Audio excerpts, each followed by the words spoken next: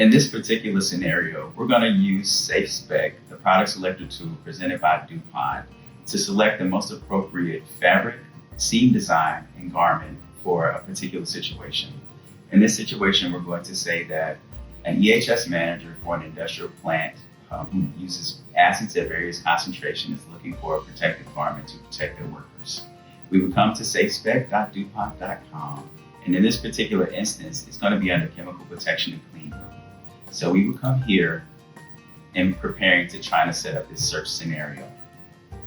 And with SafeSPEC, you can use 3 different ways. You can search by hazard, you can search by industry, or you can search by a guide that's set up. In this particular instance, we're going to search by hazard because I think that that's the most appropriate way to look at this particular situation. If the plant operator, in this particular instance, whenever you're using the product selector tool, DuPont has a bunch of disclaimers and different information designed to help you make your decision in the most responsible way possible. So that the disclaimer will pop up, obviously read it and agree to it. In this particular instance, we're going to talk about a plant operator using sulfuric acid. Sulfuric acid. As you see here, we have a bunch of different chemicals in the system and at different concentrations, which is very important. In this particular instance, I'm just going to select sulfuric acid at 50. In the selector tool, you can put the chemical name in this box here and add it to the list, or you can search by CAS number. Each way is fine, but it's more appropriate to try to get the CAS number to ensure that you're using or selecting the right chemical. In this particular instance, we're going to say it's a concentration of 50%.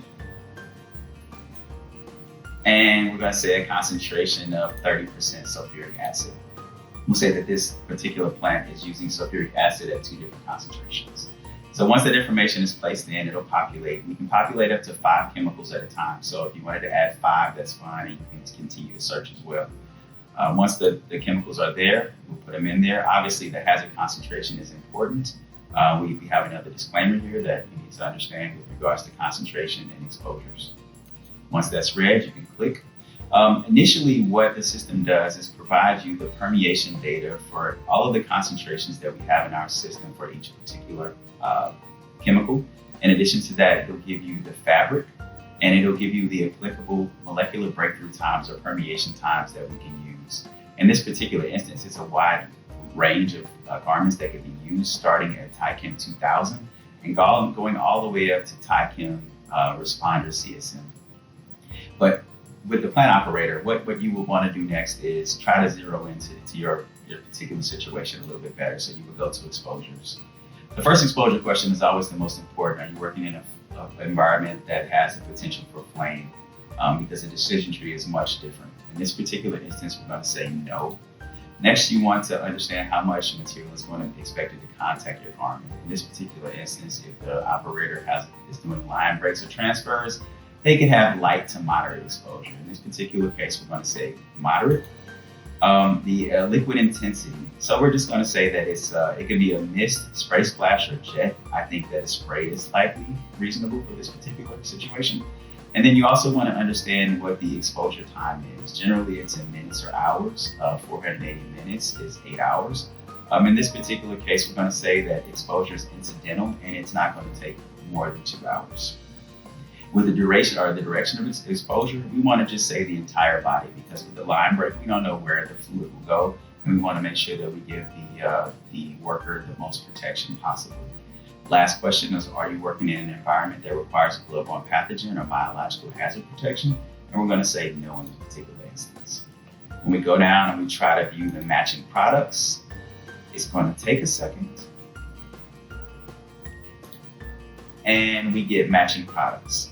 So here, basically, these products can be used for the different acid concentrations that we need to look at.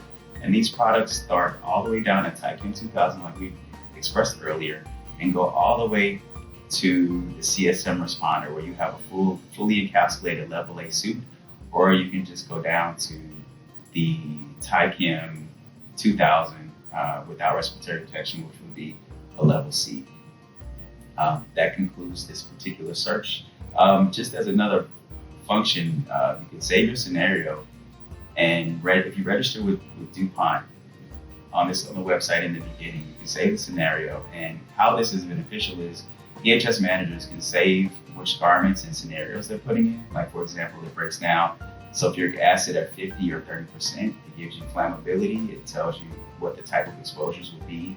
And if those processes change in your plant, you can save the scenario, but then you can also enter the new chemicals, and it'll give you a new scenario where you can select the most appropriate garment. That concludes this presentation. Thank you very much.